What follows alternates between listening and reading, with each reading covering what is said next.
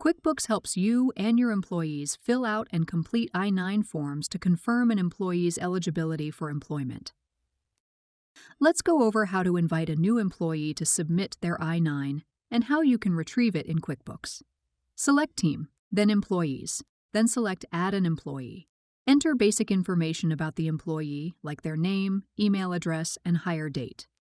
To invite employees to fill out their own I-9, you must select the option to let them enter their own info.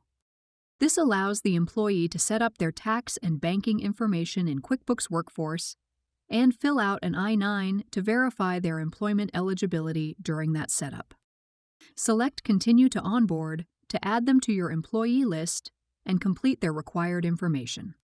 On the Document step, you'll see that the I-9 is prepared and ready to send. Once you've completed the basic onboarding, select Finish to invite them to fill out their info. Your new employee receives an email inviting them to QuickBooks Workforce, where they can enter their information. First, they'll enter personal information, like their address, birth date, and other info. Then, they'll fill in information about their employment eligibility. They choose their status as a citizen, permanent resident, or non-citizen. And then we'll see a message about what documents they need to present to you within their first 3 days of work. Next, they'll select whether they completed the form themselves or used a preparer or translator, and sign their name.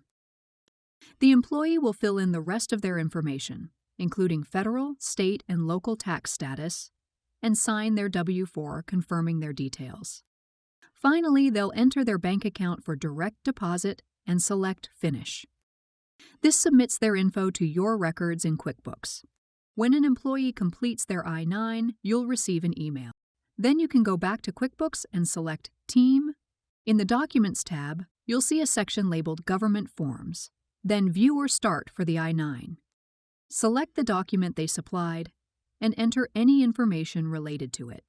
If you want to keep an image of the document in QuickBooks, drag and drop it into this box. Select Continue. Enter your information and information about your company. Then sign your name and check the box to attest to the accuracy of what you're submitting. If you're completing the I-9 more than 3 days after the employee's hire date, you'll need to enter an explanation for why you're submitting this form late, and then sign your name again, and then finish. You can see the employee's I-9 at any time in their Documents tab. Now you're ready to invite employees to fill out their I-9s and retrieve them in QuickBooks.